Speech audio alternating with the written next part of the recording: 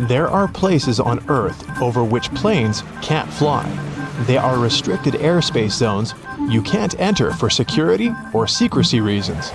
There are 5 types of protected zones: areas of cultural, political, historical, and environmental significance, and areas that are protected to ensure visitors' safety. Let's have a look at the most famous of them. Firstly, it's Washington, D.C. and the White House. It's a very protected zone. No one can fly over it if they're less than 18,000 feet above sea level. There's an airport close to the White House, and the restrictions cause a lot of trouble for pilots and passengers. Pilots have to maneuver very carefully so that they don't accidentally enter the restricted zone, because the consequences are quite severe. Passengers usually don't have a very pleasant time at the beginning of their flight, all because of the maneuvers pilots have to perform, trying to avoid entering the protected zone. Once, in 2005, a pilot accidentally veered into this zone, and just because of it, the capital was evacuated. They don't take any chances. If there's someone or something in the protected airspace, it's assumed to be dangerous by default. Next up is Camp David. It was built back in 1938 in the countryside of Maryland. Originally, the camp was called High Catoctin. Built in 1953, the USA's 34th President, Dwight D. Eisenhower, named it Camp David, in honor of his father and grandson. Camp David is the U.S. President's country residence. It is also used to host the representatives of foreign countries. Since there are so many important people staying in this place, there is a 3-mile no-fly zone around it and a 5-mile above sea level no-fly zone over it. The next place is also important to one of the former American presidents. The Bush family compound is the summer residence of George Bush's family in Maine. The family still visits there often, so you can't fly over this place if the altitude is lower than 1,000 feet above sea level. Another no-fly zone is the Kennedy Space Center. No one can travel over it if they're flying less than 5,000 feet above sea level.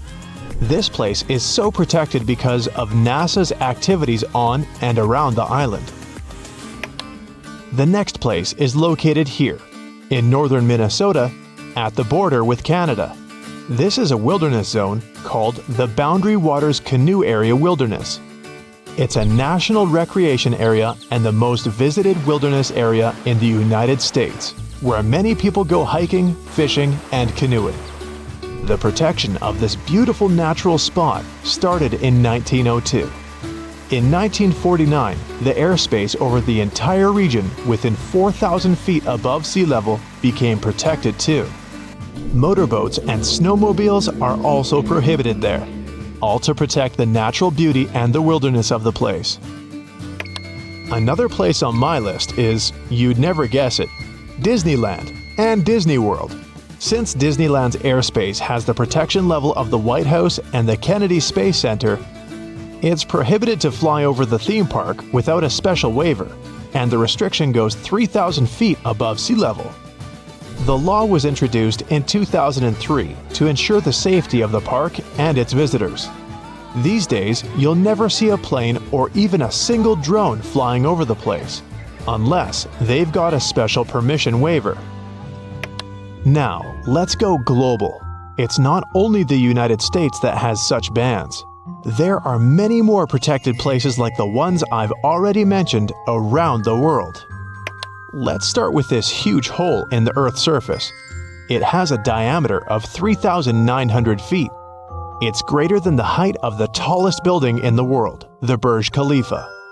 In fact, it's 1.5 Burj Khalifas, and it's also more than 1,700 feet deep, which means the pit could fit a 140-story building. The giant pit is a diamond mine located in Mirny, a town in Siberia. The average winter temperature here is -31 degrees Fahrenheit. You can't fly a helicopter over the mine because it's dangerous. The mine is so big that it messes up with the flow of air. The air within the mine is way warmer than it is outside, and when these two airflows mix, it creates a vortex. If a helicopter flies by, the vortex will likely pull it in. Then the machine will lose altitude and crash. Another place is Buckingham Palace. Flying over this building is banned to protect the monarchs. The palace isn't just a place where the Queen resides. It's also Great Britain's administrative headquarters, where many meetings with foreign representatives are held.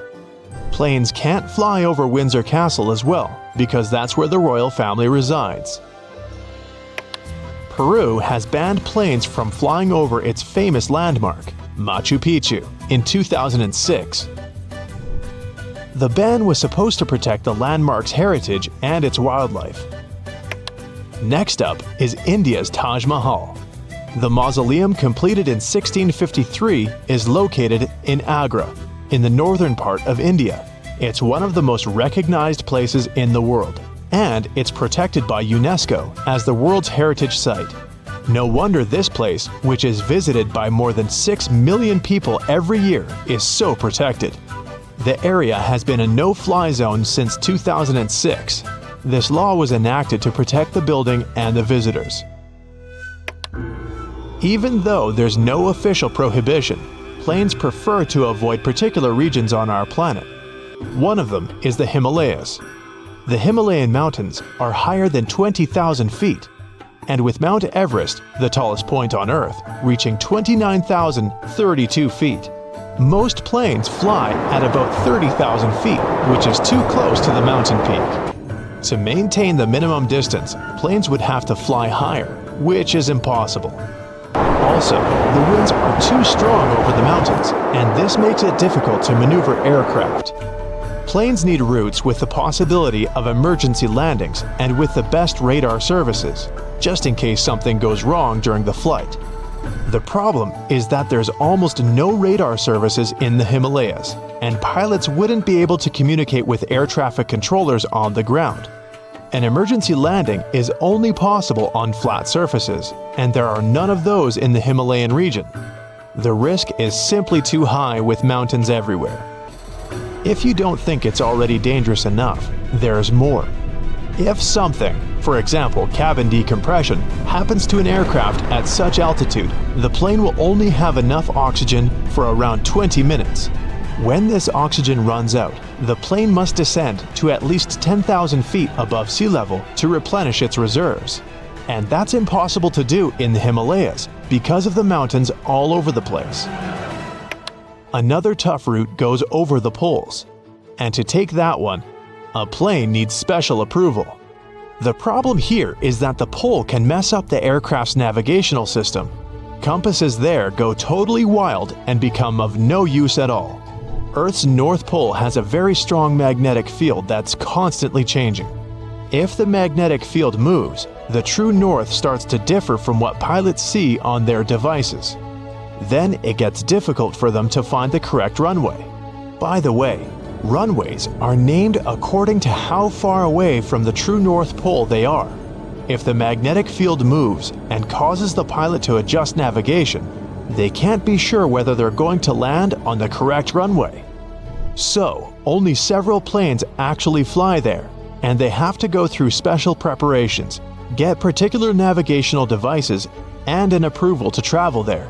And still, no one flies directly over the North Pole. Even though aircraft fly over oceans and smaller bodies of water, if there's an alternative route that goes over land, the plane will always opt for it. Interestingly, flying over water is usually smoother than flying over land, especially at lower altitudes. That's because there's less turbulence there. The main reason for turbulence is hot air rising from the ground. When you fly over water, you don't have this problem, and the flight is more comfortable. Still, flying over land is safer. I don't know about you, but I'd rather go through a bit of shaking than have no opportunity to land in case of emergency. Planes that make transoceanic flights usually have 4 engines. For 2-engine aircraft, it's too dangerous. They prefer routes where there are many airports on the way that can accept this particular type of aircraft in case of emergency. Imagine an engine failure happens. In this case, the aircraft will have to rely on the remaining engine to take the plane to the nearest airport and land safely. There aren't so many airports in, let's say, the Pacific Ocean. Imagine you're a movie director looking for beautiful landscapes to shoot a movie. You walk along the picturesque Paraná River and find a perfectly round island in its delta. It's slightly larger than a soccer field. You come back a few days later and see that the island has changed its position.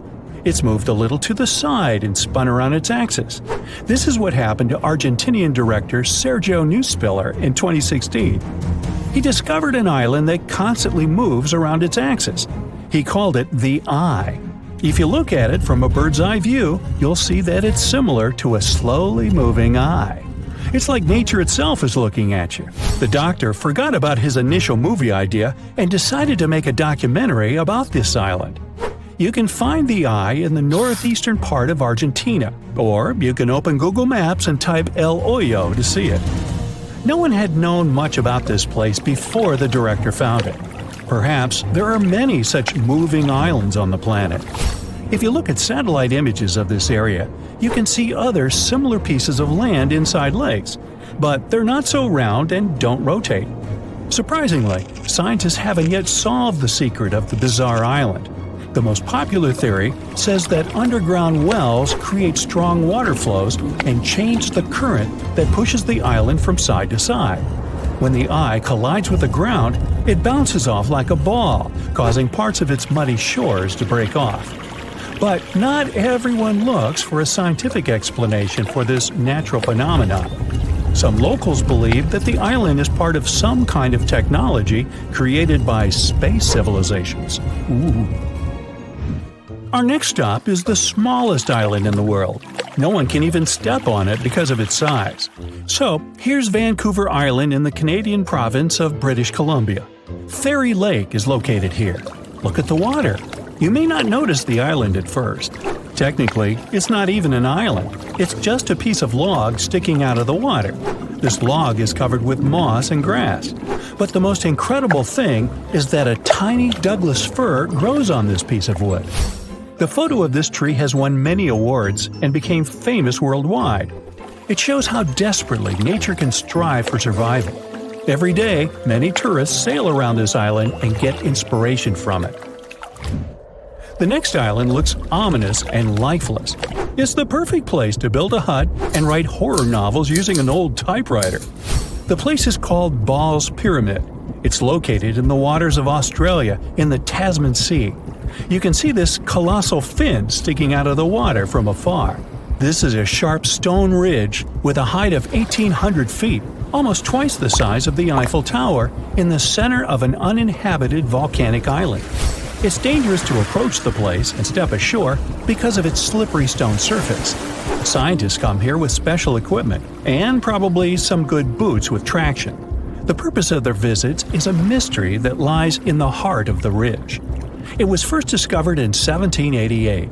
The navigators who found it considered the island lifeless, and so it was believed for more than 200 years.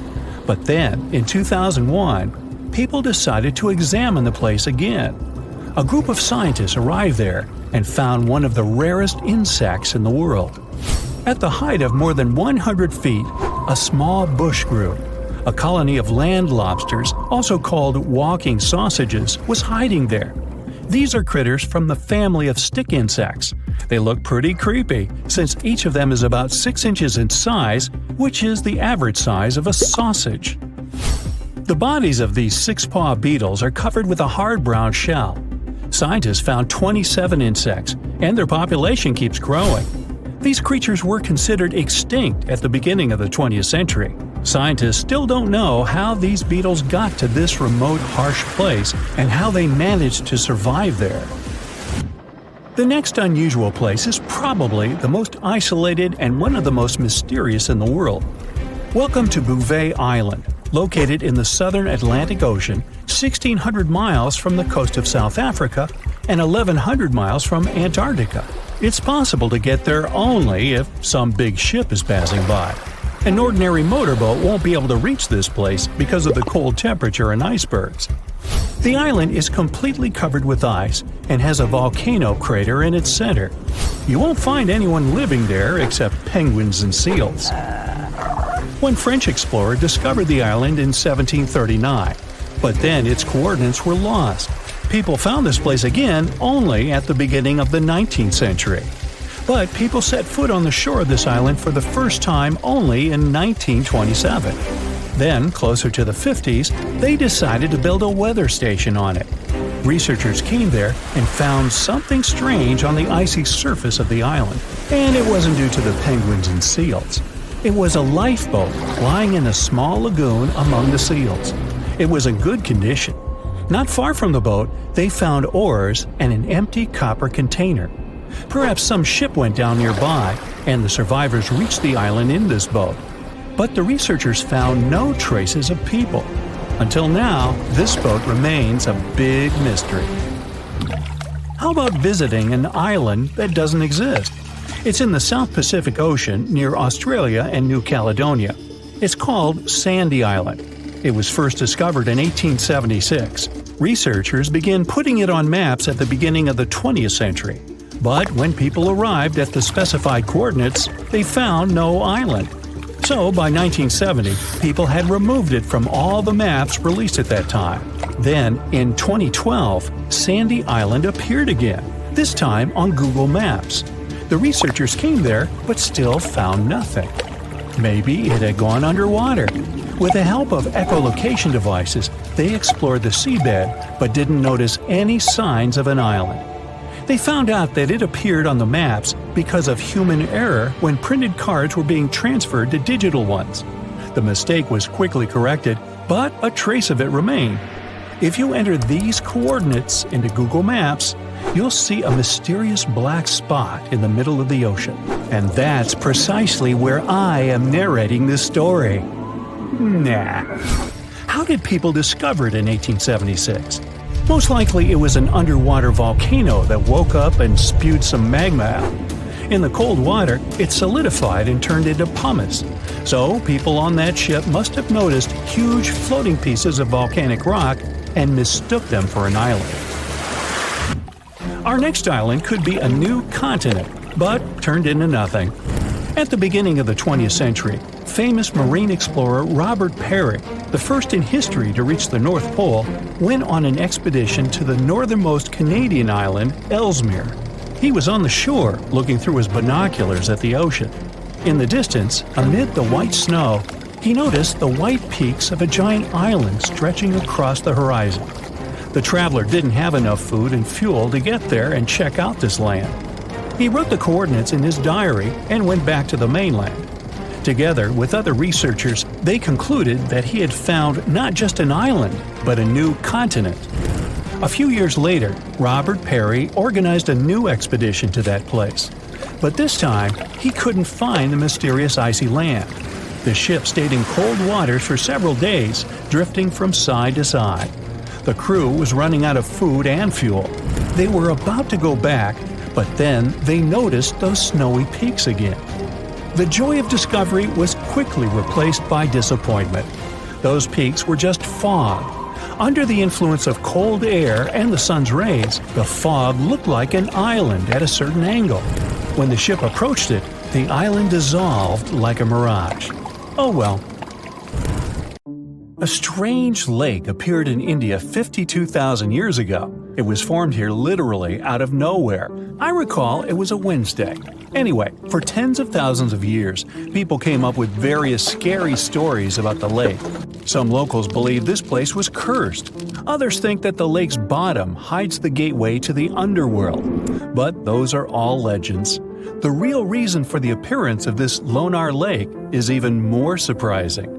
At first, scientists were sure that the lake was an ancient crater of a long-extinct volcano. It's in a balsam field made of 65-million-year-old volcanic rock. But then, geologists conducted a detailed analysis of the soil and water and found that Lonar Lake had a space origin. Geologists found a unique glass inside the lake that forms only with a strong impact and energy release. 52,000 years ago, a huge meteorite weighing 2 million tons fell into this place. It was almost 6 times heavier than the Empire State Building. The striking power was so high that the volcanic rock melted and turned into glass. Perhaps the bottom of this lake still contains particles of this giant meteorite that flew to us from the distant space depths. Okay, we have a lake created by a space object more than 50,000 years ago. But even this is not the strangest thing about it. In 2020, the locals noticed that Lonar Lake had turned pink. In just a few days, the salt water mysteriously changed its color. Biologists and geologists immediately took water samples to the Scientific Research Center. The detailed analysis showed that the water contained an increased level of unique microbes. They accumulate on the surface and emit some pink pigment. Soon these microbes settled to the bottom, and the lake became transparent again. Also, rains help the water go back to its usual appearance. These microbes color the lake and make the pink plumage of flamingos even brighter. The birds get food from the Lonar Lake and absorb these pink bacteria. Now, Lonar Lake is a popular place among tourists. But this is not the only thing that may surprise you in India. Our next stop is a small village with about 2,600 people located in a hot rainforest. The locals are very hospitable. They welcome not only tourists, but also one of the most venomous reptiles on the planet. King cobras are crawling in almost every house in this village. Locals are happy to see them as if they were their pets. People share water and food with these animals. They even give the reptiles a special corner where they can relax from the scorching sun. Ah, cobras crawl in houses, schools, and even on the streets.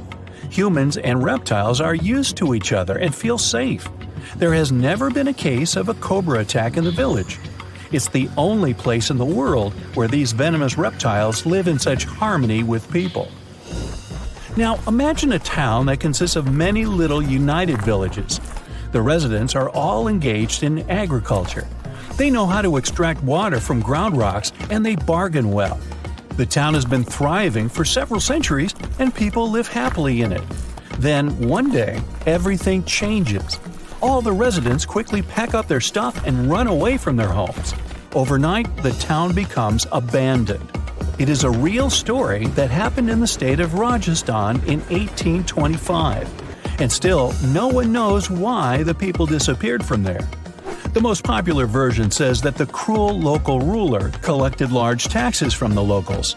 Then he fell in love with the daughter of the chief of this town and threatened that he would collect extra taxes if the girl refused to be his wife. Citizens decided to support the woman and her father and left their homes in one day. This town is still empty, but the locals from the nearest cities are afraid to approach. Our next stop is the state of Maharashtra. There's a small village there with very positive people. They go to stores, cafes, schools, and banks. Everything here seems quite ordinary, and you wouldn't notice what's so special about this place. But just wait for the night to come. People go to sleep and no one locks their houses. There are no locks at all in this village. The door of any building is always open here. The owners leave the shops, cafes, and libraries open. When locals go to work, they don't lock up their homes either. They don't hide money and jewelry. The reason for this is the complete absence of thefts. The villagers are sure that anyone can get into serious trouble for stealing. According to a legend, about 300 years ago, after prolonged rains and floods, a large black stone slab appeared in the center of the village. This slab symbolized an Indian mythical creature that watched over the locals. At some point, people stopped locking their houses because they knew that no one would dare to commit theft in that creature's face. In 2015, a police station was opened here, but almost no one has reported an incident since then. The building doesn't even have doors because the police don't keep anyone there. Another fantastic place in India is a village in the state of Assam. Hundreds of locals prepare here for an unusual celebration every now and then. They arrange a magnificent wedding ceremony. They set the table, dress up in beautiful costumes, and bring gifts. And all this for the newlyweds. But instead of people, frogs get married here. Locals hold weddings for wild frogs to summon rain. The incredible thing is that the ceremony looks just like a real wedding. The fun can last all day until late at night. Now, there's one dangerous and inaccessible island in India. You can find it in the Bay of Bengal. It's called the North Sentinel. It's a small piece of land that looks like a tropical paradise. But you won't be able to get there. Since 1956, nobody can travel to this place. The Coast Guard is always sailing around and patrolling the area. The reason for this is the local Sentinelese tribe. This tribe lives isolated from the whole world. They don't know about modern technologies, the internet, or television. For centuries, the Sentinelese have lived on their own, away from civilization. And the people from India want to keep it that way. Anyone who approaches their island is welcomed by the tribe with a flurry of spears and arrows. And it doesn't matter if you're coming by boat or helicopter. Another reason why you can't get on the island is the Sentinelese immune system. The Coast Guard is trying to protect the local tribe from possible diseases and infections that outsiders can bring with them. The locals have no immunity from the flu or even a simple cold. They don't know what that is. Also, there are coral reefs and limestone around the island, which significantly complicates the passage of large ships.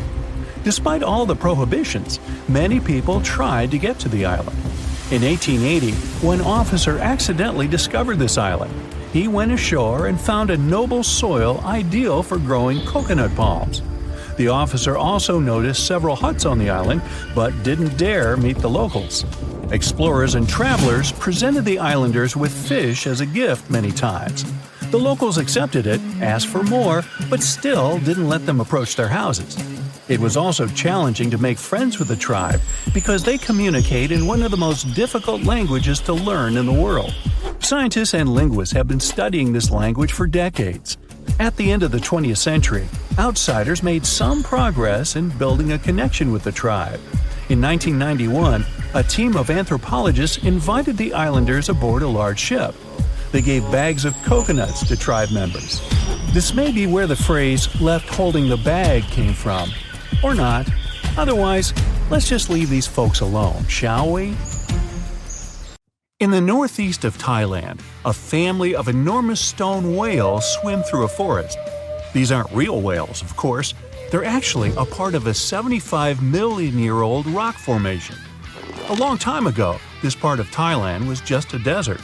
The movements of the Earth's crust pushed sandstone up to create these fascinating mountains. Reachable by anyone willing to spend a day hiking up the network of trails, this landmark is becoming increasingly popular with tourists. Once you reach the back of one of the whales and look down on the endless sea of green below, you'll know why. On these hikes, you'll find waterfalls, a wide variety of exotic plants and animals, and from the very top, you can even look straight across to the neighboring country of Laos. Their shapes look just like whales swimming together. No wonder this place is called Three Whale Rocks. What a way to see Thailand on the back of a giant stone whale. While digging in a Canadian mine in March 2011, a worker made a shocking discovery. They found a nearly perfectly preserved nodosaur specimen. This extinct dinosaur weighed in at around 3,000 pounds and grew to 18 feet. Despite being over 110 million years old, the nodosaur was so well preserved that you can clearly see the heavy body armor and scaly skin that covered it. It took almost an entire year of painstaking work to uncover the incredible find. The fossil was finally unveiled in a Canadian museum in 2017. Unexpectedly, analysis of the skin showed shading that the nodosaur may have been capable of camouflage, like modern-day geckos and moths. This is in addition to the spines and scales that already make it a walking tank. Still being studied today, this nodosaur could go down as one of the most important fossils discovered in a long time. Its detail could help us to uncover even more of the mysteries of the past. The Voynich manuscript is the world's most mysterious document. Since its discovery in 1912, the manuscript has been a complete mystery to everyone that comes across it. It is heavily illustrated with strange pictures of alien plants, unknown objects, and the zodiac symbols. But the most interesting aspect of it is the writing. The language used in the text is completely indecipherable. No one knows what it says, who wrote it, or where it was written. We don't even know if it was a real, functional language or if it was just created for this one text. The drawings of different plants are equally intriguing. Most of the plants in the manuscript are identifiable as plants, but they don't match up with any known species. A professor of applied linguistics in England claimed to have deciphered some of the characters in the book, but we haven't managed to uncover any more information about this mysterious text. If you're ever going to head down under, don't forget to pay a visit to the Mystery Craters in Queensland. Halfway between Bundaberg and Gingin is one of Australia's most baffling finds, and that's saying quite a lot for Oz. In 1971, the site belonged to a farmer growing zucchini and potatoes. As the farmer tried to expand his farm, he kept hitting large rocks in the fields while plowing. When he took a closer look at the rocks in his way, he found marine fossils and some strange craters. The farmer passed his finds on to geology professors, who set out to research the formations. When the geologists began digging around the area, they uncovered a huge layer of sandstone and ochre stain that was completely covered with craters. There were 35 craters in total, and the layer of rock is estimated to be around 25 million years old. The scientists studying this mystery believe that hot springs, former ocean activity, and meteors are the prime suspects behind the craters. And I'd like to know about the characters who named those towns Bundaberg and Gingin. What fun names! Now, the Antikythera mechanism is an ancient computer of sorts that's still baffling scientists with its extraordinary design. Around 2,000 years ago, a Greek ship sank off the coast of the island of Antikythera. The wreckage was discovered in 1900, and divers salvaged some of its ancient artifacts. When archaeologists started sorting out the discoveries from the wreckage, they came across an object that didn't seem to fit with anything else.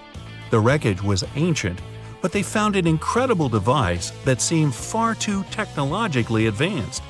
The machine functioned as a calculator, allowing its user to follow time, the movement of stars, eclipses, moon phases, and even countdowns to events like the Olympics with amazing precision. This level of technology is almost impossible to explain coming from an ancient Greek wreckage. No mechanism would come close to the machine until the 14th century, when geared clocks began to be built in Europe. How was the device created so long ago, 1,400 years before its time? Could the sinking of the Antikythera and the loss of the calculator have held the development of technology back by hundreds of years? Meanwhile, the Caucasus Mountains near the Black Sea are one of the few areas of Europe that haven't experienced much human impact, even though most white-skinned people in the world are referred to as Caucasians. Despite this, archaeologists have found many ancient megalithic structures in the area. The house-like structures, known as dolmens, contain jewelry, bronze tools, and assorted pottery. Archaeologists don't know who built them, why they built them, or what their true purpose is. The stones were either two stones held together by a large stone as a roof, or smaller stones stacked as walls with a hole only on one side. There have even been stone plugs found that to seal whatever is inside. What's even stranger about these stone formations is that they aren't just found in the Caucasus. They're found all over the planet, in Australia, South Korea, Colombia, Africa, and even France. Their purpose is unknown, so all scientists can do is speculate. The discovery of the tomb of the first emperor of China in 1974 is well documented. Who could forget the finding of 8,000 terracotta warriors protecting the entrance? Most of the statues are warriors, each with their own unique facial expressions. There are even full-size terracotta horses and chariots too, just for extra protection. What isn't well known is that some areas of the tomb haven't ever been entered yet. Archaeologists are very reluctant to open the site because the whole area is unstable. There might be something amazing inside, but no one wants to risk losing an amazing piece of history. Eventually, researchers will send tiny robots into the unopened tombs to give a better idea of what's inside. Until then, archaeologists have to wait a little bit longer for the secrets. In southern Costa Rica, people have discovered a collection of mysterious stone spheres. There are over 300 scattered around the landscape, and some are almost 7 feet across. No one knows their purpose or how they were produced. One thing we do know is the material they were made from: gabbro, a volcanic rock. Carving the stones into their perfect spherical shapes would have taken a lot of time and effort. Researchers think they might have been made by a now extinct group using barely any tools. The best theory is that they used small stones to chisel away at the edges of boulders before using sand to smooth the sides.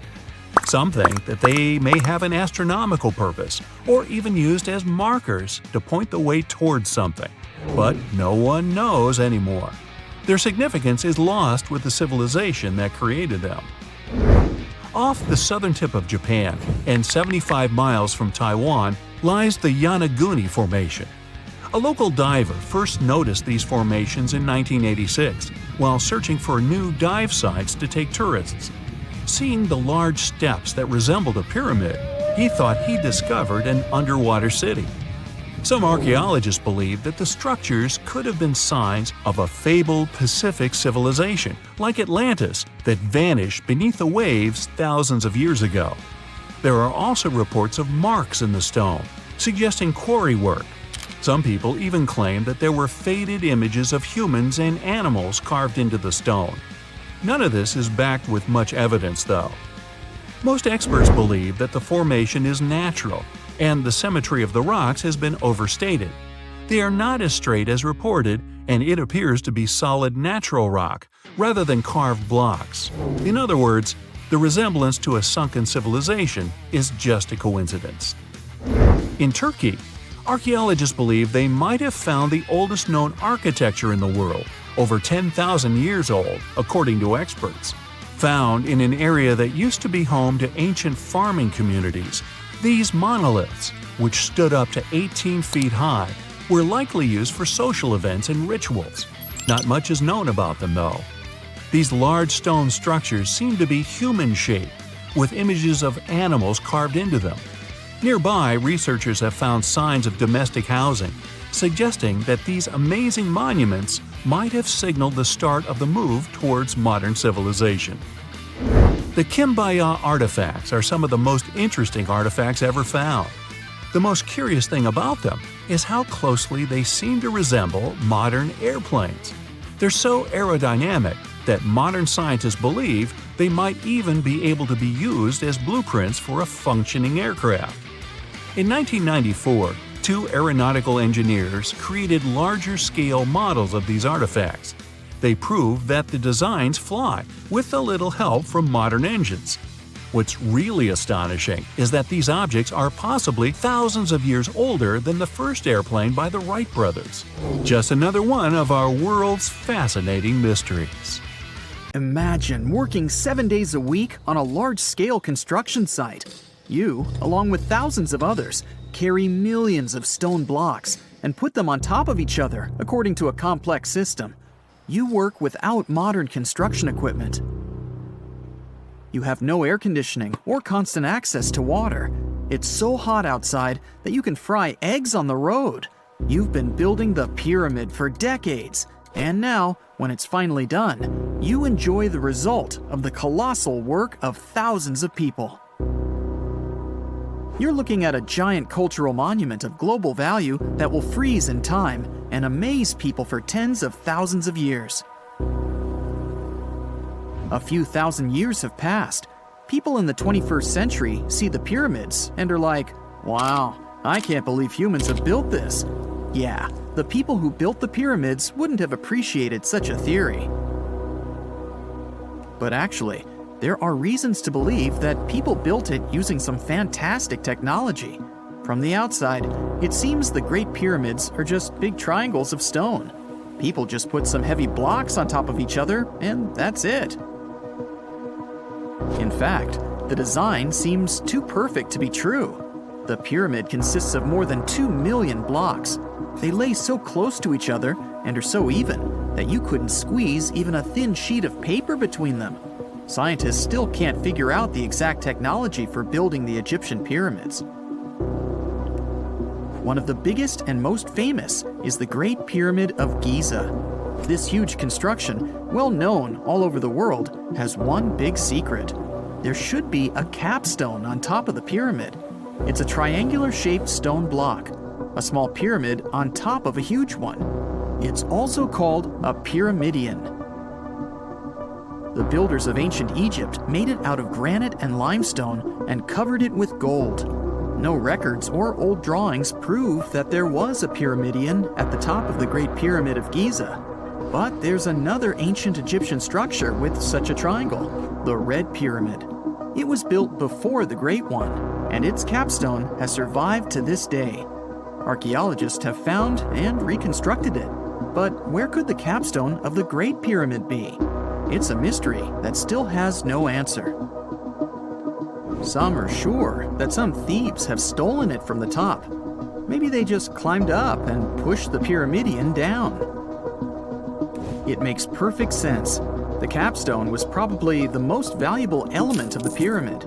Many scientists and archaeologists still don't know its exact purpose. Some believe that this peak covered with gold glorified the pharaohs. The capstone reflected moonlight at night and illuminated the entire space around it. During the day, the capstone reflected sunlight with its shiny surface. You could have noticed it from afar. The top of the pyramid was a kind of guiding star for lost travelers. All other stone blocks of the pyramid consist of limestone. People polished them to make them look shiny. In the past, they were even glowing and reflected light. You could see glowing pyramids from space, although they looked like tiny lights. Over thousands of years, winds, sandstorms, and rains have changed the pyramid's appearance. If people had taken care of them all this time, they would have looked like something out of science fiction movies, or the pyramids from Las Vegas. But unfortunately, we will never see their original appearance.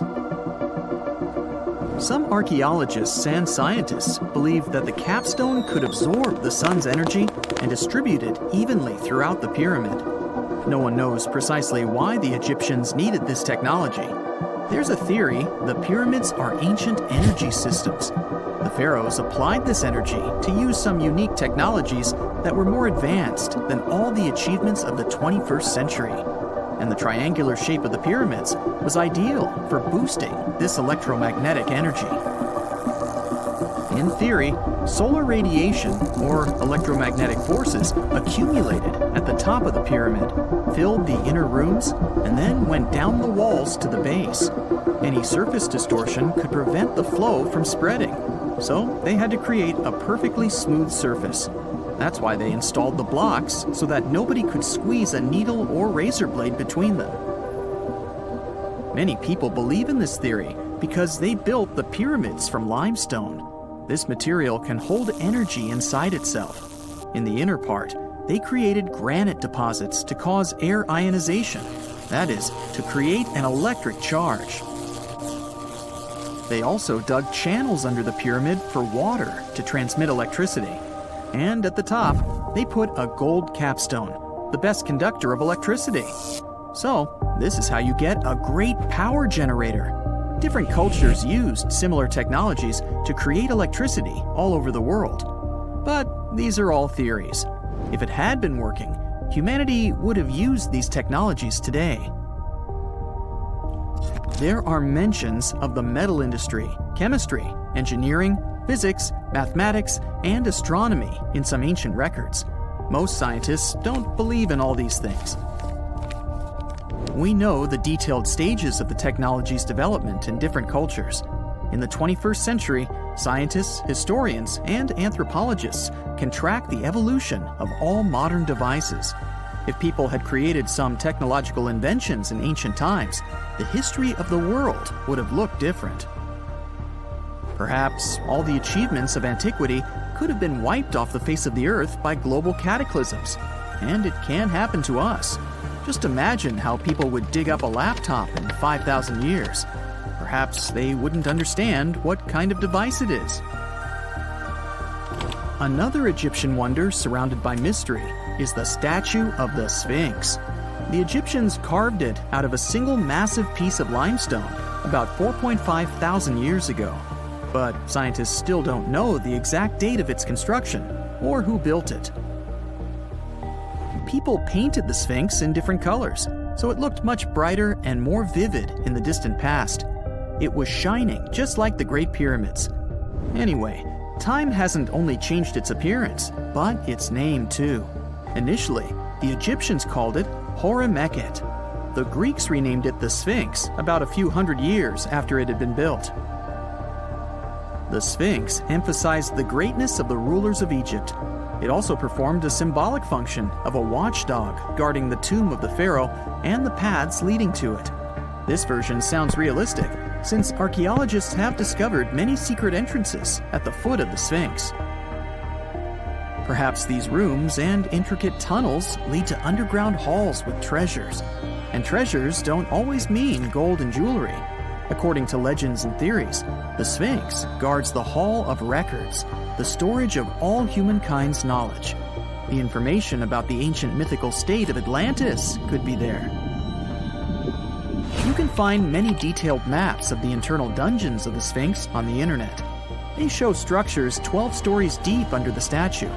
It looks like a small city filled with gold, scrolls of knowledge, and various ancient artifacts. But don't believe all these maps. These are just theories. Several thousand years have passed, but people have very little information about it. Archaeologists know that there are still many strange and exciting things about the Sphinx that are still undiscovered. Some locals are afraid to research because they believe they can awaken something terrible from the underground depths. Therefore, it's mostly scientists from other countries who conduct the excavations. In 1998, scientists discovered strange tunnels leading to empty rooms under the Sphinx. They realized that some people tried to get there through tunnels in the past, and maybe those people took all the treasures that were there.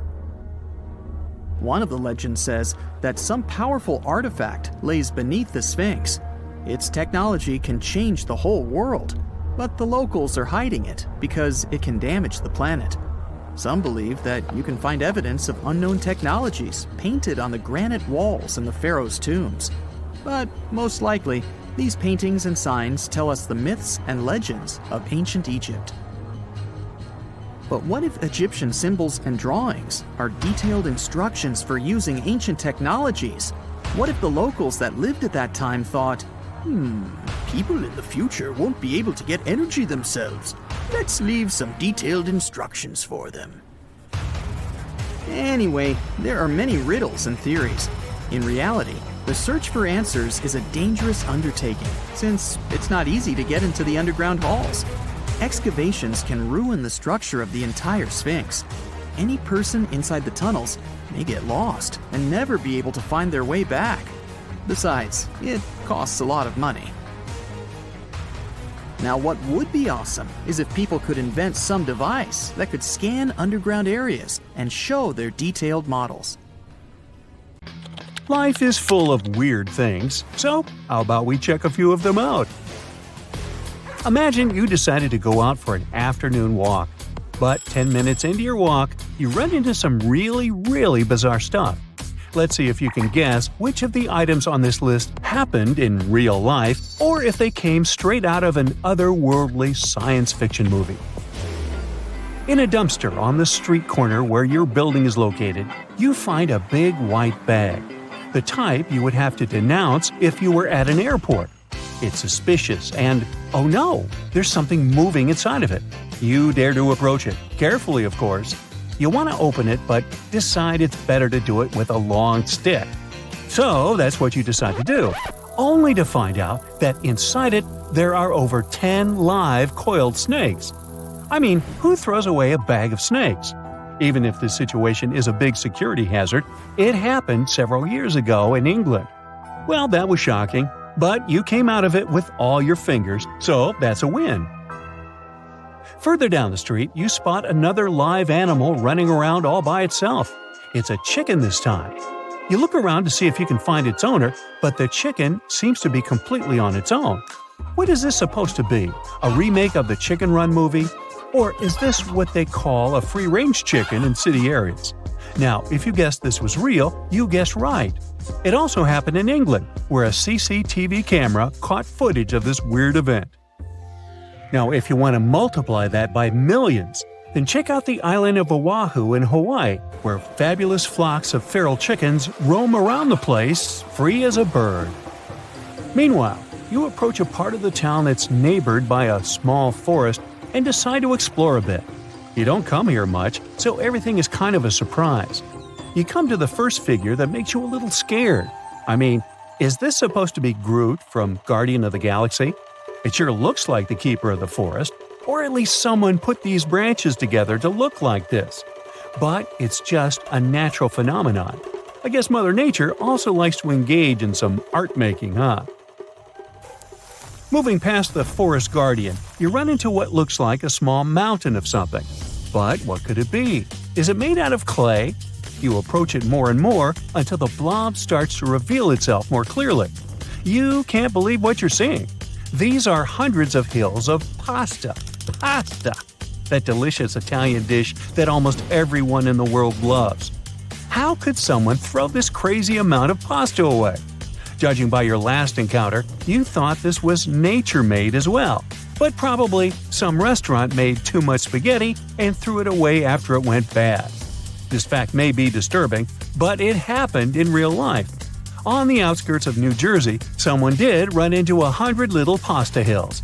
The mystery of how the pasta got there still remains. The pasta incident made your heart break a little, but you continue on your walk. And that's when you find an old abandoned house. It looks like nobody has been here for a very long time. You see the usual stuff an abandoned house has: a ripped-up couch, some pots and pans scattered on the floor, old pieces of cloth hanging around. But the surprise lies on the basement floor. Once you go down, you're completely caught off guard when you see a huge water tank with something swimming inside of it. Oh my! Can that really be a shark? Yup. And her name is Rosie. Recently, an urban explorer went to check out an abandoned wildlife amusement park in Australia and found Rosie in a tank. She hadn't been alive for years, but how bizarre is that? Back in a bustling part of town, you stop in front of an electronics shop. The TVs on display are showing some of the world's most bizarre and unique natural phenomena. Since you've been experiencing a lot of bizarreness for the past hours, you stay and watch. Have you ever seen a rose lake before? This hasn't been tainted on purpose, of course. There's one in Senegal, Africa. The so-called Lake Ripa, or Loch Rose as known by locals, has become internationally famous for shining in its vivid pink color. It's one of the world's saltiest lakes, with a saline level of over 40%. And in case you were wondering why the water is pink, I assure you this has nothing to do with otherworldly factors. It's actually due to the high levels of salt. There's an algae that lives there that produces red pigments. Even if you thought this could be fiction, nah, it's really real. And you can travel there anytime you want to. After all this exploring, you stop to buy a burger in the street joint. Once you're finished, you walk to the nearest dumpster to throw away your garbage. But, oh no, it looks like the trash is moving again. You've already seen a family of snakes this morning. What could you find now? Well, before you can get any closer, a black bear pokes his head out of the trash. Ah! You scream, and get as far away from it as you can. Whew, that was close. I mean, it's not every day people find wild animals in dumpsters. But this is also a true story. A garbage cleaner had a real-life encounter with a bear and made it out all in one piece. Well, good for him. Moving on, further down the street, you find an old abandoned building. Since it's never a good idea to go inside, that's of course exactly what you do. This place feels like you were teleported to ancient Egypt. The building itself looks like an old Egyptian temple built in sand-colored stones. The first thing you see is a statue of a pharaoh, but then you notice some pizza ovens. Was this an Egyptian-themed pizza parlor? You find some flyers around that explain everything to you. The enterprise was meant to be called Pizza Tut, but halfway through renovations, the company ran out of money and abandoned the whole thing altogether. The best part? Pizza Tut would have existed in New Jersey if it hadn't gone broke. Too bad it closed down, right? Well, next, you grab your phone and figure out you have no idea where you are. You put your address on Google Maps, but before it gives you any results, your internet goes down. It starts raining like there's no tomorrow. As you seek shelter from the rain, a huge thunderstorm begins. Thankfully, you're safe, but you see something you've never seen before, like an upside-down bolt of lightning coming from the ground up to the sky. Is that even scientific? Yes, it is. Lightning can move either downwards or upwards, from sky to earth or from earth to sky. This can happen when there's a tall object near the spot of the lightning discharge, and the electric field of the flash causes the light to travel from ground to cloud, as scientists call it. I find this shocking. Okay, you were definitely not prepared for all of this. As the storm calms down, you get an Uber home. No more walking for you today. On the ride home, your Uber goes off the path. He says he knows a good shortcut. In a few minutes, you can't believe what your eyes are seeing. You're inside a tunnel, way under street level, and your Uber driver is showing you an old deactivated metro station, similar to City Hall Station in New York City, built in the early 1900s. It's so beautiful, with brass chandeliers and multicolored tile arches. You take a selfie, of course. Hey, who knows? Your Uber drives you out of the tunnel, and you definitely feel like you just time traveled. He leaves you on your doorstep, and you give a big sigh. Finally, home again. I bet you've seen and lived through enough bizarre experiences for a lifetime. Wouldn't you say so? What were your guesses? I bet you imagine most of these things were made up, huh? We've all been afraid of the dark at some point in our lives, haven't we? I mean, do you remember getting tucked into bed by your mom or dad after they read you some scary fairy tale with monsters and dragons or even dinosaurs? But just as your parents were about to turn the lights off and silently step out of your room, you remembered. What if there was something hiding under your bed? Or worse, what if some spooky creature was stuck somewhere in the closet? You could probably get up and check, but it was too dark out there. Wouldn't it be great to have some source of light that would come from within your body? You could always use it whenever you get surrounded by darkness. Unfortunately, as humans, we aren't able to do that. But there are a bunch of creatures out there that can, in fact, light themselves up. That's thanks to a little something scientists call bioluminescence. Animals and fish living in the ocean tend to have this talent more often than others. And you can find these creatures anywhere, close to the surface or deep down at the bottom. 2.5 miles deep if you have a knack for numbers. These creatures use their light for a lot of things, like communicating with other members of their species, luring in prey, and even scaring away enemies. Bioluminescence is basically an organism's ability to emit its own light. Chemistry has a lot to do with it. Such animals use two chemicals, one called luciferin and the other called luciferase. Add a bit of oxygen and bam! Light! Should you ever wonder if you actually observe bioluminescence or if someone just dropped a glow stick in the ocean, be on the lookout for neon blue, green, or even red sparkles in the sea. They're usually spread over a large area. This can even make the water look like glitter or a starry sky. You can thank squid, tiny crustaceans, and algae for this romantic atmosphere. Now, I've got another unusual phenomenon for you. How about a golden waterfall? I'm not kidding, it actually exists, and it's a natural phenomenon. To see it, you have to drive to Yosemite National Park to the Horsetail Fall. Make sure to plan your trip in winter or early spring. That's the only time during the year when you can see this awesome phenomenon. It doesn't need any scientific explanation. It's nothing more than sunlight at dusk hitting the waterfall in such a unique way that it makes it look like a river of lava. Or gold, your choice. That's the reason why during this time of year, the Horsetail Fall is also named the Firefall. Unfortunately, this phenomenon is becoming less and less visible within the years, mostly because of drought and other issues connecting with the melting of snow. So, should you ever decide to visit, keep an eye on the waterfall since the effect is very brief. Ever heard of a dirty thunderstorm? It's also called volcanic lightning. Apparently, specialists looking into the phenomenon have yet to fully grasp what it is. When a regular thunderstorm happens, particles with positive and negative charges collide, hence the giant spark we call lightning. It also makes a lot of noise, which you can recognize as thunder. But when a volcano is erupting, some of the volcanic ash particles get electrically charged, and while getting projected into the air with a huge force, they collide and cause electrical discharges. This whole process makes it look like there's lightning coming from the volcano itself. Imagine all that ash, gas, and smoke coming from the crater, and then add some electricity to the mix. It'll make the whole picture look really bizarre. No wonder this phenomenon is called the dirty thunderstorm. Now, how about clouds that look like waves? Those are called asperitas clouds, and they're actually quite close to the ground, unlike your regular day-to-day clouds.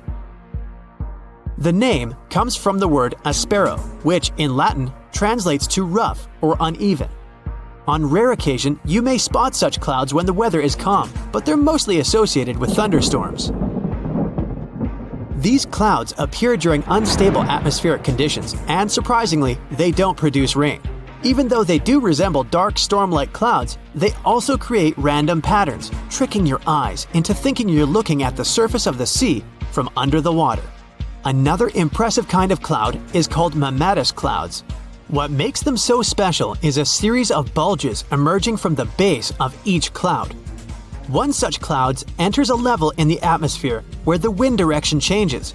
You can see these wave-like patterns in the sky. Australia is the place for you if you like surfing, but not all the waves you can catch there are made of water. Near a town called Hayden, there's a mysterious wave made out of rocks. This granite formation supposedly dates back to 2.63 billion years ago. That's way before dinosaurs started hanging around the planet. Standing at 49 feet high and 360 feet long, the wave was formed as a result of two processes: weathering and erosion. There's softer sediment at the base of the wave rock, which was chemically weathered by groundwater. Winds and rain did the rest of the job, causing the erosion of the rest of the formation. Its red, yellow, and gray stripes are made of iron hydroxide, carbonates, and other chemical compounds that were washed down by the rain. You've made it to Australia, so stick around a bit more. There's one more location here that seems unreal. You'll need to fly over this one, however, if you want the best picture. In the western part of the country, surrounded by green woodlands, there's a series of lakes. They're all a staggering shade of bright pink. Out of them all, the most famous is Lake Hillier, a 2,000-foot-long reservoir. It's surrounded by both sand and a forest of eucalyptus trees. This makes the cartoon-like hue of the lake stand out even more. One of the many theories explaining the color of these mysterious lakes is connected with algae. These algae appear to gather high levels of a substance called beta-carotene, which has a red-orange pigment in it. Another explanation involves haloarchaea. Those are microorganisms that sometimes look red. Even if you don't enjoy flying, the lakes are great for taking a swim. They're not toxic, even though they have loads of salt in them. This means you'll be able to stay afloat easily, and the water won't damage your swimsuit.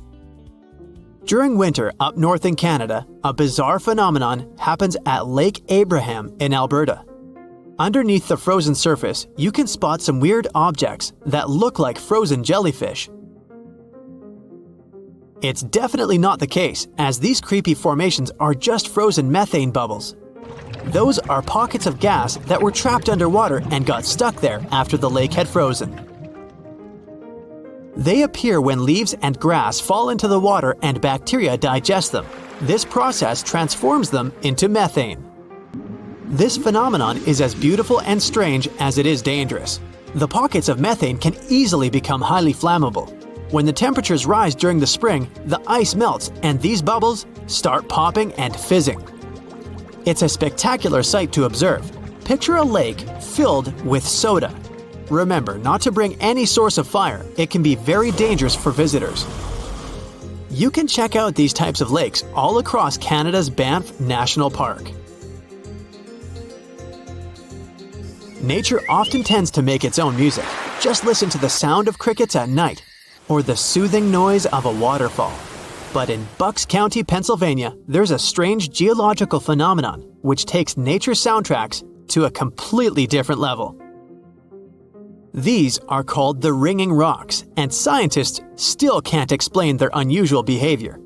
If you strike these rocks with a heavy object, like a hammer or another rock, the stones will make a ringing sound, as if they were hollow, but they're not. What makes the ringing rocks even more bizarre, apart from the mysterious sound they make, is that no animal wants to hang around there. Even though the rocks are surrounded by a thick forest, scientists haven't managed to trace any animal activity in the area yet. Even more striking is the fact that despite all the trees around the rocks, you won't find any leaves lying on the boulders. What makes these rocks so unappealing for both animals and vegetation is still up for debate. Hey now, get ready to dive into the Sea of Mysteries, also known as the Black Sea. It is the largest inland body of water in the world, bigger than the entire state of California. It has dozens of lost ships and some secret underwater tunnels.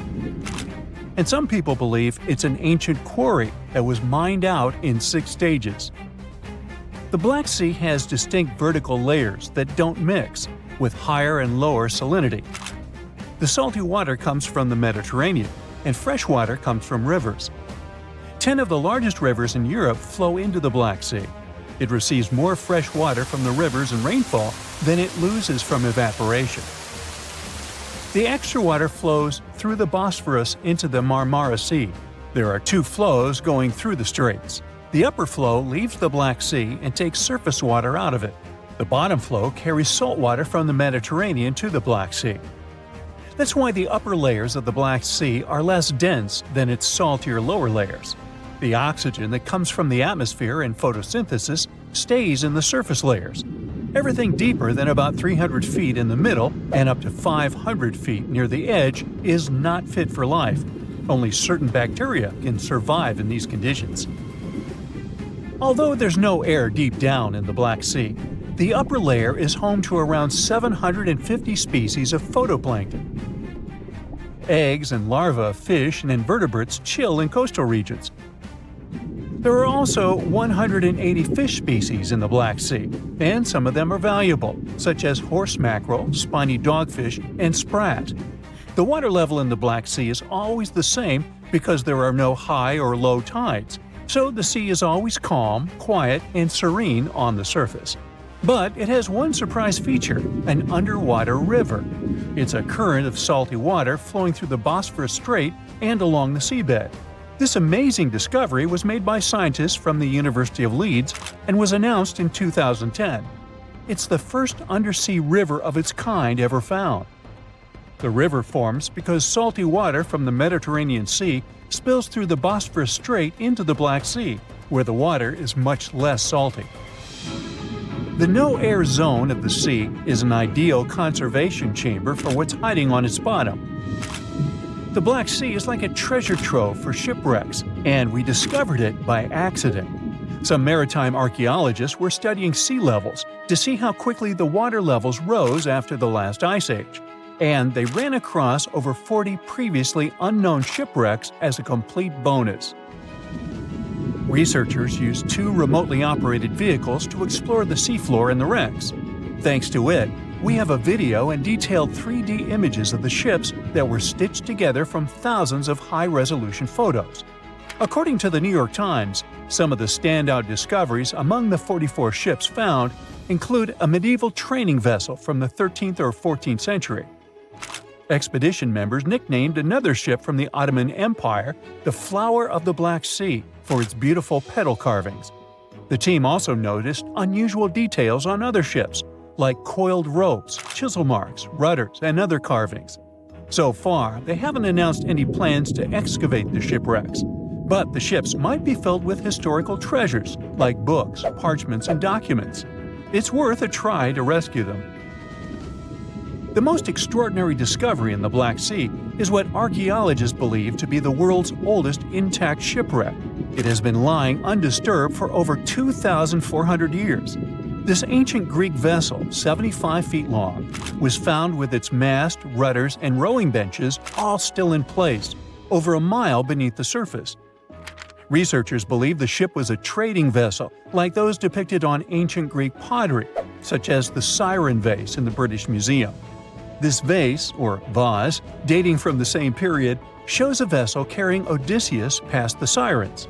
The team took a small piece for carbon dating, and the results confirmed it as the oldest intact shipwreck known to humankind. The fact that it's so elaborate and well-preserved deserves a standing ovation for shipbuilders of the ancient world. Without microbes, worms, or other creatures to eat away the wrecks, it's no wonder the ships are in almost perfect condition.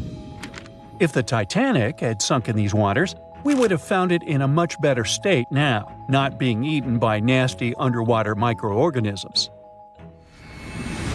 Now, there's an interesting theory called the Black Sea Deluge hypothesis, which suggests a huge flood happened around 7,500 years ago. Two geologists in the 1990s suggested that at the end of the last ice age, when the Earth's climate was heating up, ice sheets were melting and sea levels were rising. The Black Sea was a much smaller freshwater lake.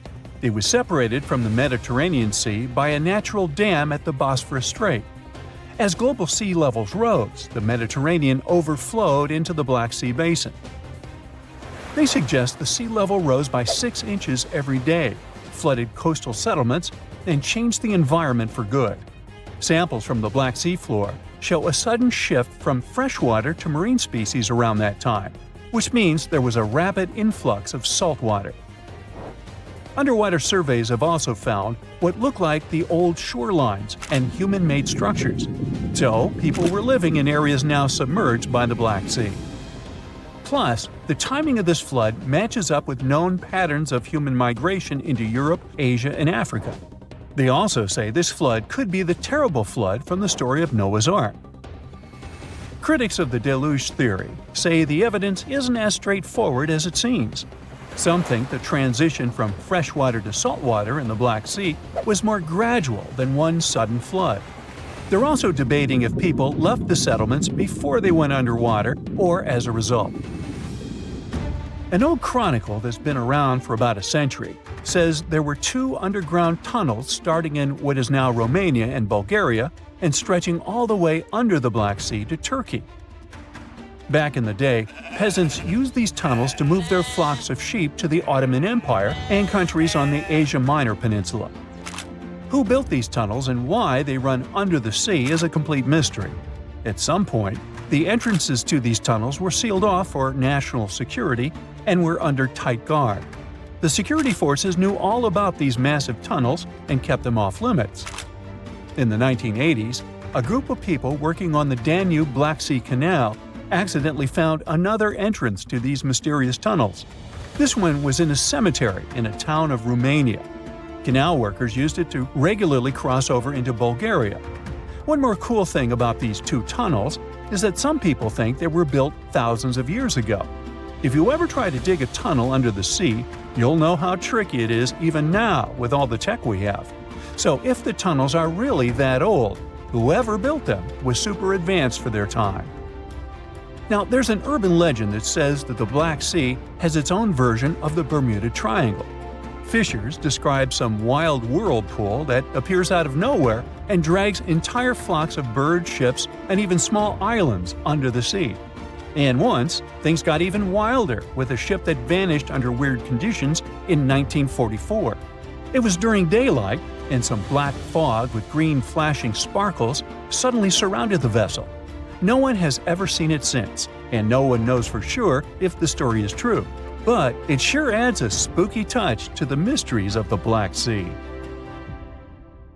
Imagine you could spend an entire week scanning ancient ruins, in taking photographs of the world's most surreal archaeological sites. Would you be up for it? So, let's do some digging. The first stop on your busy itinerary is Southeast Asia. It's home to some pretty cool ruins. You start in Bagan, located in the hinterlands of Myanmar. There are many ways to visit the site, and you're glad you've booked 2 different experiences. The first one is a hot air balloon trip at sunrise. Right before dawn, you board the balloon, and as soon as the sun starts to appear on the horizon, you begin your flight over the marvelous area. As the sun rises, it glistens on more than 2,000 conic-shaped golden structures. The hot air balloon ride is quick, but it gives you unparalleled views of all the 40 miles over which the site sprawls. Back on land, you rent a bicycle and roam the village of ruins. Some of them are open and allow you to peep inside. These magnificent ruins were built between the 11th and 13th century CE and were mainly places of worship. There were originally over 10,000 buildings, but they were gradually deteriorating over time due to earthquakes. Thankfully, the site became a UNESCO World Heritage Site back in 2015 and has since been preserved. Up next, you catch a flight to Cambodia. You take some time to visit Angkor, the world-famous archaeological site nestled deep within the jungle. Good thing you've brought bug spray with you. The city of Angkor was once the capital of the Khmer Empire from the 9th to 15th century. FYI, the word Angkor means capital city in the Khmer language. The city was founded by King Yasovarman I, and it became one of the largest cities in the pre-industrial world. Researchers say nearly 1 million people live there. Until today, Angkor is admired for its stunning architecture. The Khmer style is recognized in the use of huge blocks of sandstone. The towers are believed to have been once decorated with gold. But today, the site is a maze of vine-covered temples. The city was abandoned in 1431 and wasn't rediscovered until the 1840s. Oh, and just so you know, this is also a UNESCO Heritage Site. It became one in 1992, in case you want to brag to your friends about your culturally rich adventures in the future. Now, your trip continues in Egypt. You're here to visit the Karnak Temple in the city of Luxor. You opt for the most unusual way to get to Luxor. That is, a boat ride down the Nile River. Leaving Cairo, you head south until you reach the famous ancient city. Luxor was once the capital of Egypt and a true hub of power and wealth. That is why the Karnak complex is such a great archaeological site. You choose to visit it at night, and still at the entrance, you are struck by the site's beauty. In the evening, artificial lights cast a golden glow on the temple statues and stone columns. The temple is huge and was built mainly around the 18th and 19th centuries BCE. Each Egyptian pharaoh from that period left their own architectural mark on the site. The highlight of this tour is taking a walk through the Avenue of Sphinxes and discovering the Great Hypostyle Hall. This hall is filled with towering pylons and solid sandstone columns, a true wonder. From Egypt, you head down to Jordan. Now, if you like terracotta landscapes, you've come to the right place. The city of Petra is a marvel of the ancient world. Located in Jordan's desert, the city was a commercial hub back in the 4th century BCE. The Nabateans, an Arab Bedouin tribe, lived in the so-called Rose City and thrived for many years, having accumulated a significant amount of wealth. The city was known for its innovative water management system, which made the region inhabitable. And yes, you'll catch a glimpse of its ruins on your tour. The rock-carved gate-like structure Petra is famous for what is called the Pharaoh's Treasury. It stands at the main entrance to the site and is said to have a treasure hidden beneath it. Don't forget to stand right beneath it and take one of those classic pictures for social media. Once Petra has been ticked off the list, you fly to southern Europe. More specifically, to the tip of the Italian boot. You have a day trip scheduled to visit the ruins of Pompeii. Pompeii can be reached by car from the city of Naples. It's home to the eerie yet well-preserved ruins of a city that was once engulfed by lava. When Mount Vesuvius erupted in 79 CE, it left the city of Pompeii completely buried under millions of tons of volcanic ash. The ancient city was first discovered by beneath the volcanic rock in the 16th century, but it was first cleared from debris in the 1870s. Today, you'll be able to walk down the streets of these ancient Roman ruins and imagine what the town looked like in its heyday. Pompeii was a vibrant and rich municipality. The site's ruins revealed that many areas of Pompeii had boasted impressive bakeries, markets, and even houses with balconies, which were a sign of great wealth at the time. And believe it or not, even some artworks survived the eruption. Archaeologists found well-preserved frescoes and murals with mythological creatures. All this indicates that members of the high society lived there. The city even had thermal baths and showers made from luxurious materials. While you're still in Europe, you'll hop over to visit the iconic Stonehenge. It's a perfect day trip if you stay in the city of London, just a short train journey away. Stonehenge dots the Salisbury Plain in Wiltshire, England, and is one of the world's most recognized ancient ruins. More than 5,000 years old, these curious stone rings are some of the oldest stone structures on the planet. Created out of sandstone, they are shrouded in misery. Who built them and why is still largely unknown. Popular theories claim that Stonehenge was used as a great solar calendar, built to help people keep track of days, weeks, and months.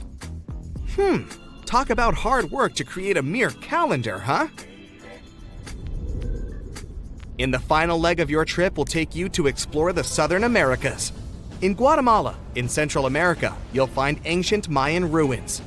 The lost city of Tikal is a city made of 3,000 buildings, the remains of the capital of the Mayan Empire. You can compare its importance to such cities as London or New York today. The North Acropolis is Tikal's most ancient complex of monuments. Built solely by human hands in 350 BCE, it served as the resting place of kings and chiefs. Back in the day, the step pyramid temples were painted a beautiful red. Mayans loved that color. Today, of course, you'll only see the limestone. You might wonder what made such a great city turn into ruins. Well, archaeologists have no clue about the cause of Tikal's decline. Until today, this question remains unanswered. Was it a drought? Disease? Maybe we'll never know. Are you in the mood for some Mayan ruins? Chichen Itza is an archaeological site with the best preserved pyramids on Earth. Located in Mexico's Yucatan state, this Mayan city is well over 1,500 years old. At its peak, it was home to 35,000 people. The site covers 1.9 square miles and has many ruins spread throughout it. The highlight is El Castilla, a tremendous step temple, rising 80 feet above the ground. Its most peculiar feature is that it has 91 steps on each of its 4 sides, including the upper platform, which makes for 365 steps, the same as the number of days in the solar year. Phew, what an intense trip. Time to head home now and soak it all in. See you next time. It's 1898, and you're taking part in excavations in Saqqara. This place, not far away from Cairo, is full of ancient tombs and pyramids. You're in your Indiana Jones mood and hope to find something really phenomenal to become famous. Gold, manuscripts, treasure maps, mummies of famous pharaohs. Wait, a wooden bird? You're really disappointed as it looks like a regular toy. An old one, but still. Little do you know that years later, someone would propose that your bird was actually an ancient monoplane. So the artifact, nicknamed the Saqqara bird, is made of a sycamore tree. The birdie has a wingspan of just 7 inches and weighs around 40 grams. A perfect original souvenir from Egypt, I would say. It's over 2,000 years old and looks pretty plain, without any carvings of feathers or other intricate ornaments. It has a beak and eyes though, which makes our find look like a hawk, the emblem of the deity Horus. Its tail is rather unusual as it's squared, looks weirdly upright, And it seems like the sunken part of it was the place for a now missing piece.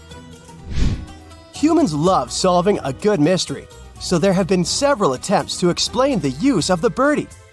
First, quite simply, is that it was a ceremonial object. The second idea is that it was a toy for a child from some well-off family. It could have been some sort of boomerang, which was a popular concept in ancient Egypt. Then there was a theory that the bird had been used as a weather vane. But this one has been debunked as the figure doesn't have any holes or markings, except for the one made at the museum in Cairo to fix the exhibit on a stick. So there was no way to hang it in the past. Almost a century after the bird was found, Egyptologist Dr. Khalil Masiha proposed a new theory that it could have been a model of a monoplane. He believed the bird was missing a horizontal tailplane. Otherwise, it had its wings set at a right angle, similar to that of modern planes. It could have worked to generate the aerodynamic lift necessary for flights. Dr. Masiha also claimed that it was common at that time to place miniature models of technological inventions in tombs. So, did the ancient Egyptians really invent the plane in 200 BCE? That would make the Wright brothers, who are considered the inventors of aviation, really upset. They made one of their first flights only in 1903. There's just one way to know for sure, and that is to test the model. But you know, the ancient museum in Cairo would unlikely let one of their cherished exhibits fly around like a toy. That's why glider designer Martin Gregory built a similar model, this time of balsa wood, and concluded that even with the missing tailplane, the plane wasn't much of a flyer. Case solved? Not really. This didn't sound convincing enough to the History Channel, so they invited an aerodynamics expert to build another replica of the bird. He tested it in weather conditions similar to those in Egypt and was impressed with the little plane's abilities. So, if they did invent the prototype of a plane back in the times of pharaohs, it would be a good example of an oopart. That's an out-of-place artifact, an object that's way ahead of its time in terms of technology or history. Everyone loves a good landmark. The Roman Colosseum, the ancient city of Machu Picchu, the Giza pyramids. But have you ever wondered how it once looked? Way back in the days when they were built? Or even in the time they were covered in ivy and forgotten by humanity? Buckle up, because we're heading on a time travel adventure to the world's greatest archaeological sites. Our voyage begins in South America, deep inside the Peruvian mountains. Behold, the city of Machu Picchu. Machu Picchu is a monument to the ingenuity and power of the Inca civilization. During its prime, the Inca civilization stretched 2,500 miles along South America's coastline from modern-day Ecuador all the way down to Chile.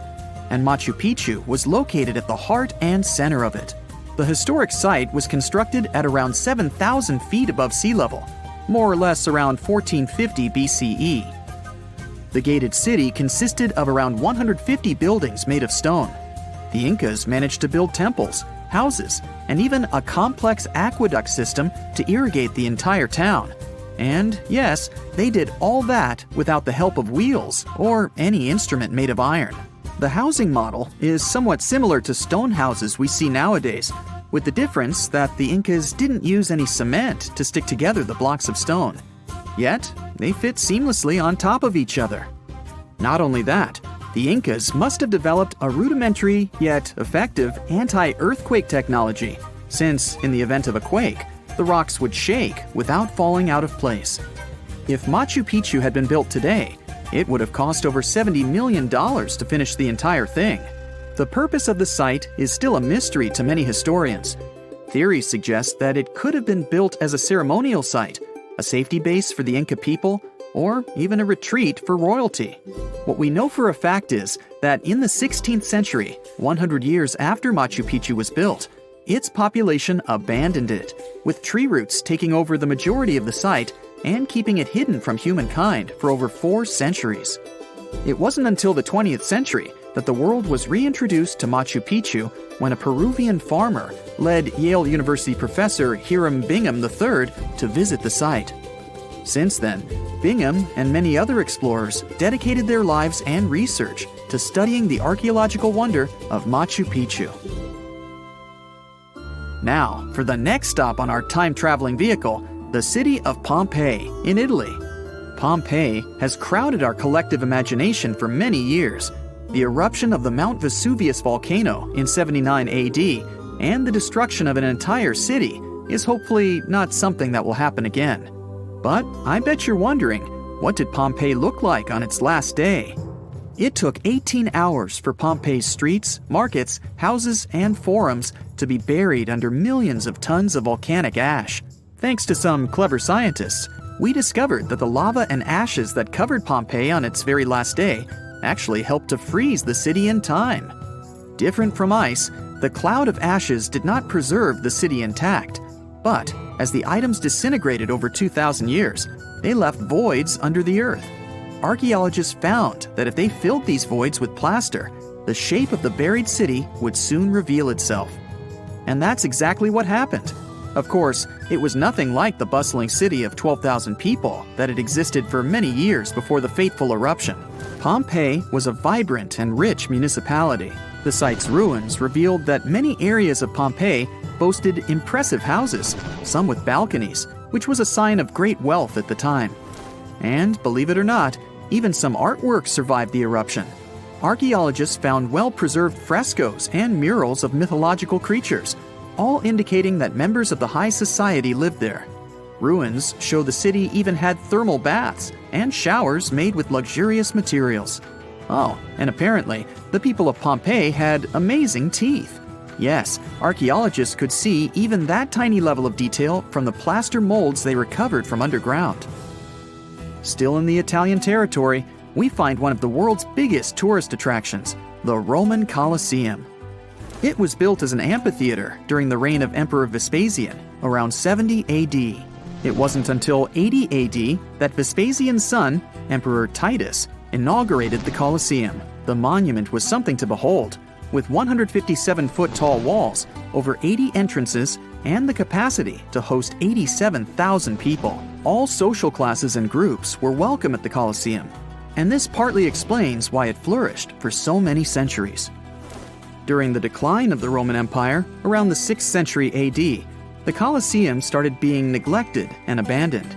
The monument was looted, and some of its columns and stones were used to build infrastructure elsewhere. Only 1/3 of the original Colosseum still remains, and if it's big now, imagine what it once was. Greece was home to one of the world's largest empires. At the height of this empire, literally and historically speaking, more or less 2,400 years ago, the Greeks built a citadel known as the Acropolis. The Acropolis, which is composed of historical buildings, is considered to be one of the biggest landmarks of Western civilization to date. Tourists that visit the capital city of Athens today may be faced with yellowish and broken pillars of the Parthenon standing way up high in one of the city's hills. But way back when it was built, between 447 and 432 BCE, the imposing and majestic Parthenon was purely white, as the entire monument was built with gleaming white marble. The statues inside were made of gold. The Parthenon is a 23,000 square foot temple held up by 69 marble columns. The largest blocks of marble are massive, weighing around 10 tons each. And the most surprising fact is that the marble didn't come from Athens, but from a nearby site that stood 10 miles from the Acropolis, known as Mount Pentelicon. Historians intrigued by where the primary material for building the Acropolis came from found tiny and big blocks of marble all scattered around the floor of Mount Pentelicon. There was also a paved road that the Greeks had built to carry the rocks around. But perhaps the most impacting monument of all times is located at the heart of the Middle East, outside the Egyptian city of Cairo. The pyramids are considered one of the 7 wonders of the ancient world. The Giza Pyramid Complex was built as a tomb for the pharaoh Khufu around 4,500 years ago. Between 20,000 to 30,000 people took part in the construction process. It's composed of 3 pyramids. The massive monument is made out of approximately 8,000 tons of granite and over 550,000 tons of mortar, which gives it the appearance it has today. Would you believe me if I told you that the pyramids didn't always look like this? Far from it. They were shiny white with a golden triangular tip at the top. This is because the Egyptians used over 6 million tons of limestone to cover the entire rocky, step-like structure, all so that they could gleam white under the unforgiving sunlight of Egyptian skies. The Pyramid of Khufu remained the tallest structure on Earth made by humans for over 3,800 years. It was the only 8-sided pyramid in Egypt and was believed to align with Orion's belt. It's considered to be the most aligned construction facing north. In 1979, it was inscribed on the UNESCO World Heritage List. Let's head on down to the Indian city of Agra to quickly visit the Taj Mahal. You may know it as the Taj, but it can also be called by its more endearing name, a teardrop in the cheek of time. The Taj took over 22 years to build and was commissioned in 1632 by Mughal Emperor Shah Jahan as a declaration of love for his third and favorite wife, Mumtaz Mahal. It was made with ivory white marble, and amazingly, due to tight conservation, it still remains very similar to what it was when it was built. I think all this talk of landmarks got me thirsty for some traveling. What about you?